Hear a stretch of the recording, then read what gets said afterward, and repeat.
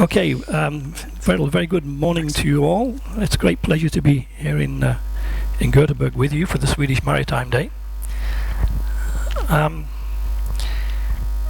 What I've been asked to do today is add an international perspective, a global perspective even, to what you've been discussing today in your panels and what your minister has been talking about as well.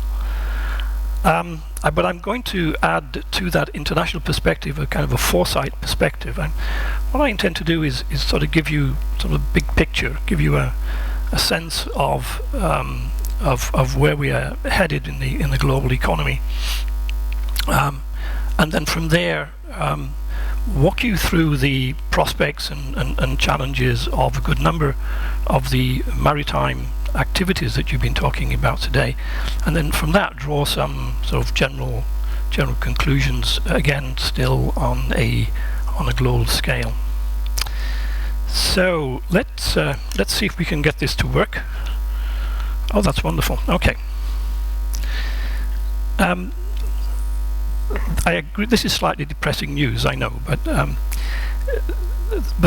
this is basically what happens on current trends to the world economy through to 2050-2060. This is a baseline scenario from the OECD, and you can see there very mediocre growth, in fact, of OECD countries.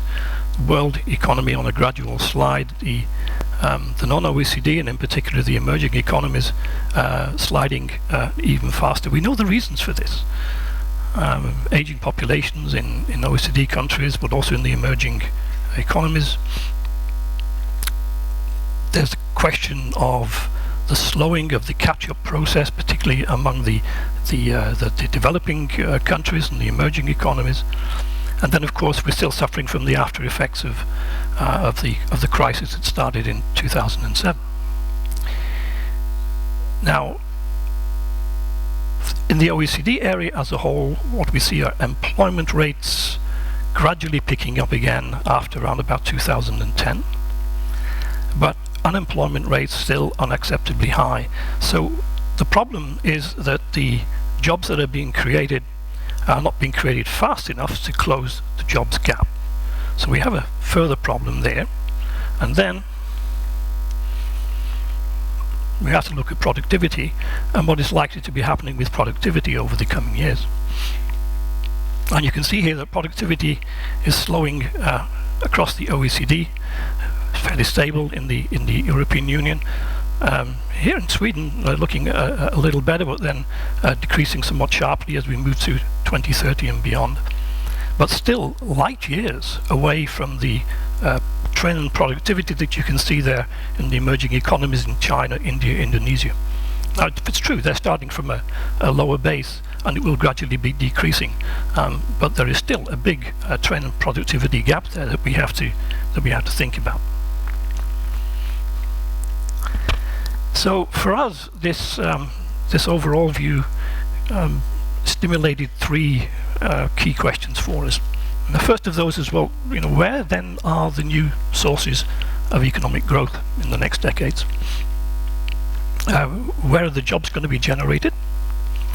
And where's the innovation going to come from that is going to help us increase those rates of productivity?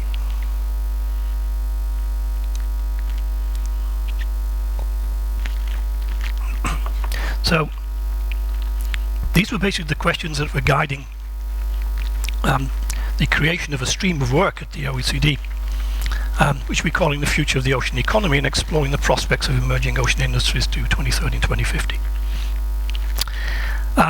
We've put together what I think at least is a pretty interesting group of experts to advisors and guiders in our work. And you can see here these are very much countries who have very strategic interests in what goes on in the ocean. There are OECD governments, non-OECD governments in particular, in order to take into account the fact that we're seeing this big shift in economic weight towards Asia. We have foundations in there, we have companies in there, we have NGOs. It's an interesting group of people, and it reflects the international importance of the subject matter. What are we trying to do with the aims of the project? Yeah. Well, the first thing to say is that we need to heighten the international visibility of the maritime economy. This is a sorely neglected area as far as we can see. That's starting to change, and there are two reasons for that. One, of course, is that there's a lot of concern about the state of the ocean, about its physical state, about the ocean environment, considerably under stress, and increasing stress, not just from human activity, but it's also nature that is playing a role there too. Key aim of this project is, in fact, as I said, is to assess the opportunities for sustainable growth in the economy, in jobs and innovation in the maritime economy. And what we're doing is paying particular attention, in addition to looking at fisheries and shipping and other traditional areas, we're paying particular attention to the emerging maritime activities. And when I say the emerging maritime activities, I mean things like offshore aquaculture, ocean renewable energies, seabed mining, marine biotech, tourism, but not the traditional tourism, more of the innovative kind, and that is, of course, one of the themes that we'll be talking about at the end of June workshop here in Gothenburg that Anders was mentioning. We're putting together an ocean economy database which will inform us about just what the economic contribution of the different maritime sectors is in the world, and we'll be running the video forward in order to be able to see how development in these sectors is going to impact on a number of things, not least, of course, on the ocean environment and on coastal communities like yours here. We're looking at what role for the public policy, and we'll be publishing then hopefully towards the end of the year. But what I would like to do here at this stage is basically give you an idea of where the ocean economy, or the maritime economy globally is moving. We have a modeling exercise underway which will give us a good idea, a quantitative idea of where those sectors are moving. But the results are not yet there, otherwise I would be presenting them to you today. So rather than provide you with unfinished results, I'm going to borrow from similar studies. They do, however, point in the same direction, so I think you'll see that the overall trends are actually quite interesting. Well, the first thing to note, and this is on the basis of work that's been done at the International Transport Forum at the OECD, is that looking forward is how quickly international freight is expected to grow over the next few decades. And it is really quite considerable. We're looking at basically more than a quadrupling of international freight through to 2050. What you have to bear in mind, of course, is seaborne freight accounts for something like 85% of total international freight. So we're looking at a very considerable increase in shipping activity over the next few decades. Quick look at oil. Yeah, you know, in the current situation, oil prices are way down. We expect market forces to kick in and to start bringing prices back up again. But despite those current low oil prices, what we see in particular for the next 20 years or so, it's almost a doubling, in fact, of deep water production of offshore oil. That's a lot of oil. It's a lot of activity out there offshore, and we'll be seeing that coming on stream throughout the next 20 years. But if you look a little bit further ahead than that, we have some really interesting areas that have a lot to do with the offshore industry and also with seabed mining. And it's this question of methane hydrates, which is in fact a pretty potentially at least an abundant source of energy, but one which is developing only very, very slowly indeed. And the reasons for that, of course, are twofold. One is that it's technologically speaking, it's a huge challenge, but it's also an even bigger environmental challenge. But these are things that are on the horizon, and there are already a few projects around the world that are actually demonstrating that methane hydrates can in fact be mined and used. So this is an area to be watching for over the next few years. Wind, we know, is already well represented in Europe. It's a real growth area. It's likely to create hundreds of thousands of jobs as we start to move over through the next couple of decades. But this is not just in Europe. We'll see that China will start to build much more of these offshore wind farms. We'll see North America getting involved in this. So again, this is an area of very considerable expansion. Your ocean renewable energies, and these are your tidal power, it's your wave power, your current power. These are areas which are in the experimental phase and in the demonstration phase. But as you can see from this chart here, all around the world, this is going on in so many countries. These are technologies that are really just on the cusp of breaking through and beginning to provide the world with a good deal of very environmentally friendly energy. Lloyd's Register, for example, has been looking at the potential for this, and just simply in terms of wave energy devices, in 2010 there were about 22 of these in the world. Once this gets going, you're probably looking more like some 22,000 of these. So there's really huge potential there for the next few years.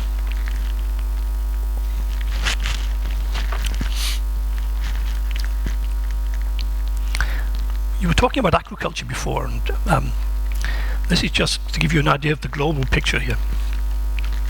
One of the problems that we've been facing, and I'm quoting here the FAO, what we've been seeing in recent years, and a trend which is actually going to continue through for the next decade at least, is that capture fisheries have basically plateaued. There's just simply no more growth there anymore. Now, the problem, of course, is that it's all very well if it plateaus, but world population continues to increase. 2050, we're looking at an extra 2 billion people on the planet. Those are mouths that have to be fed. So where's the extra supply of marine seafood going to come from? Well, it's going to have to come from aquaculture. And that means, of course, that aquaculture is going to have to grow at very considerable rates over the next couple of decades. That raises, of course, in turn, all kinds of questions. I mean, largely these days, marine aquaculture is a coastal activity, and there are those who would say that in many cases the coasts are under very considerable strain from aquaculture, adding quite a few problems to environmental management. And just to finish on something tourism related. Here are some estimates for the global contribution of the cruise sector, estimated at something like 117 billion in direct and indirect contributions, and also, of course, a great generator of employment. Something like 900,000 jobs then created here. We'll be running projections there to see just how rapidly this particular sector is set to grow in the next few years. So that should give you an idea, first of all, of where we're standing now in the opportunities, the potential of these marine sectors. That in turn is basically good news. The bad news, perhaps, is that what we'll see from that are competing claims on our ocean space and on our ocean resources. So, increasing pressure on ocean resources, increasing pressure on ocean space, a good deal more tension perhaps around and between users of that ocean space and of those ocean resources. And the problem that we're facing, and I'm now giving you a kind of a view from around the world, the problem we're facing here is that basically the management tools and the regulatory frameworks that are there, and in some cases not there, these are simply not up to the job at the moment. They're not up to the job of meeting current challenges, never mind future challenges. And there's a twofold risk involved in this. One is the risk to the ecosystem, and the other is a risk to the economy, and in particular to national economies. If we don't have really adequate functioning coordination of our maritime activities, then the environment stands to lose out. And it loses out because it's simply adding more damage to the marine environment, coastal habitats and communities. It means that the environmental effects are in fact not being given adequate consideration. And an area where we have very little understanding, very poor understanding, is the cumulative environmental effects of these multiple activities. So we're really just beginning to get our heads around some of the problems that are connected to the fact that we are not coordinating our ocean activities in an effective and efficient way. Now, on the economic risk side of things, again, without a coherent and integrated pattern of sea use and ocean use, without clear regulation and allocation of uses, some important aspects are missing. And first of those, it is very little incentive, in fact, for enterprises to invest in emerging industries and technologies, because they're facing so much uncertainty there, and in particular the uncertainty with respect to the regulatory framework and the allocation of user rights. Similarly, it means that we're losing out in terms of the incentives that are there to enable these potential synergies that exist to be properly exploited. I'm thinking here, one example, for example, is using wind energy anchoring in order to provide for marine protected areas, for improving fish stocks, for example, or indeed for using the platforms for aquaculture purposes. But now, purely from a national economy point of view, the opportunities are also very considerable, because this is an area of considerable potential, but it's also one in which, in order to survive out there, the competitiveness of the national maritime sector really needs to be effectively improved. So essentially, what's needed? Well, we need perhaps a different view, a different perspective on the management of the maritime economy. So we need a shift in attitude that tells us that we should not be looking necessarily here at a set of individual and separate industries, but that these are actually interdependent. It's a complex set, in fact, of economic activities which could in fact work far better together. We have a problem also with the fact that we have a bit of a disconnect, if you like, a disconnect between the short-term and the long-term strategic needs for the development of these industries and of the maritime sector. And as I have already hinted, we need clear regulation and a meaningful allocation of rights with respect to the use of ocean space and resources. Now,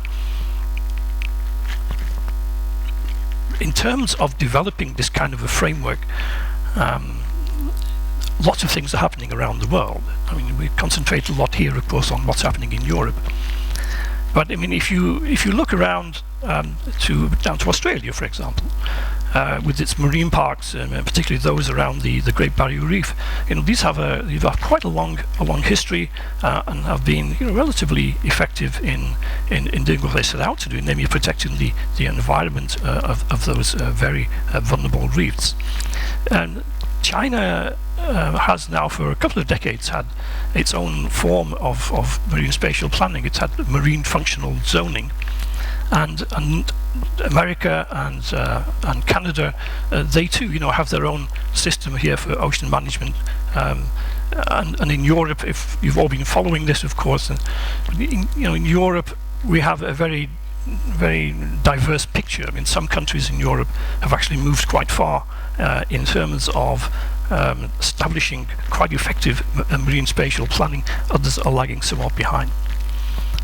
But the point, I think, really about what we see in Australia, China, North America, and parts of Europe is really that what is actually guiding the management of the ocean space are very often either an overriding concern for environmental protection on the one hand, or the interest in one or two or three very specific activities, for example, for ocean renewable energy, for offshore wind, and for shipping.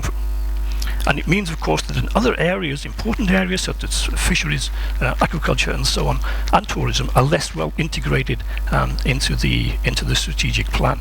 And that, I think, is why, listening to the conversation this morning, that I was particularly encouraged by what I was hearing there about what clearly seems to be a much more comprehensive view of those ocean activities that are now increasingly embedded in the National Maritime Strategy here for Sweden.